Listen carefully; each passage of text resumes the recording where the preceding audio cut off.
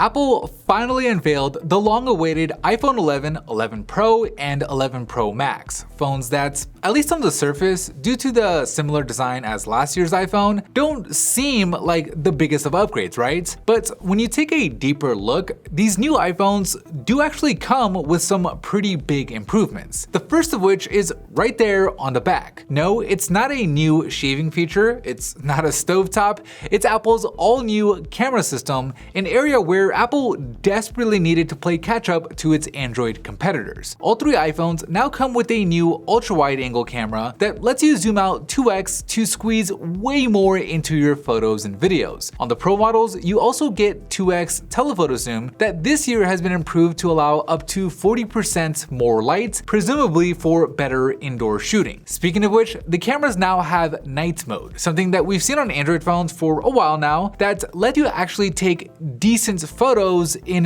really low light situations without having to use the flash. And if you do want to use the flash, it's now 36% brighter than before. There's a new audio zoom feature that matches audio with the framing of your video, zeroing in on whatever it is that you're looking at, and you can record videos now quickly without having to switch to the dedicated video mode by just holding on the shutter button like you do on Snapchat. On the flip side, the selfie camera has been bumped up to 12 megapixels compared to 7 on last year's iPhone, which allows for wider angle selfies when you turn the phone into landscape, and a new feature Apple is calling slow fees, something I hope to never have to say again, where you can record your selfies in glorious 120 frames per second slow motion. Moving on from the cameras, Apple is claiming that these new iPhones are using the toughest glass on any smartphone. They kind of always tend to say that, so we'll just have to wait and see how these new iPhones actually perform in our drop test. But in addition to the more durable glass,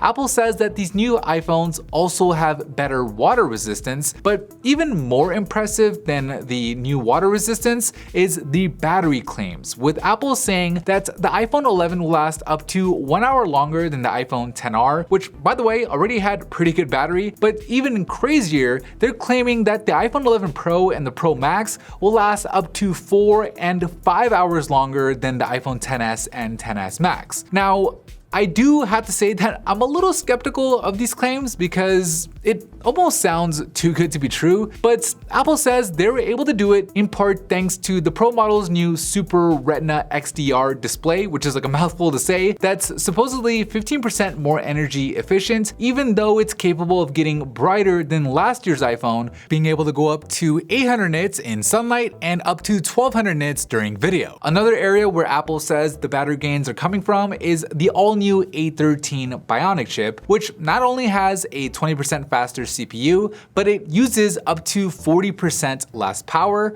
while the GPU is using 30% less power, despite also being up to 20% faster. Moving on, because there is more, the iPhone 11s all have improved sound with spatial audio and Dolby Atmos, basically trying to simulate surround sound on a phone. Normally doesn't really pan out, but ultimately sound should be at least a bit clearer and more dynamic. An interesting new feature on the iPhone 11 that Apple didn't really spend too much time talking about is its new U1 chip, an ultra-wideband chip that gives the iPhone spatial awareness. So one example that Apple is giving right now is you'll be able to point the iPhone 11 towards someone else in the room and have them prioritized in AirDrop. Last few things that are improved on these new iPhones is there's faster Face ID by up to 30%, while also more importantly supporting more angles, so hopefully we'll be able to unlock when like the phone is lying flat on a table. There will be faster Wi-Fi downloads with Wi-Fi 6 giving you up to 38% faster downloads, and specifically for the iPhone 11 Pro and the Pro Max, a fast charger will finally be included in the box. Now,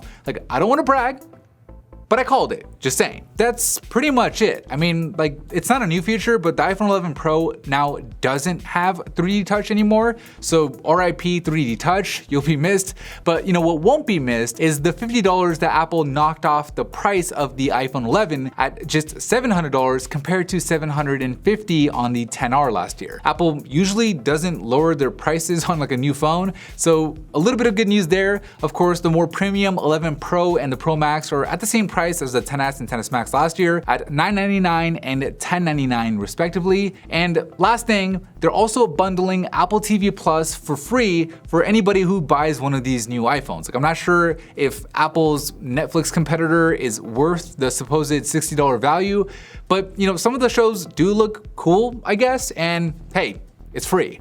Anyways, that is it for me in this video. We covered a whole lot in a little bit of time. I'm basically running out of breath. So let me know what you guys think about the iPhone 11. I'm at PhoneBuff pretty much everywhere.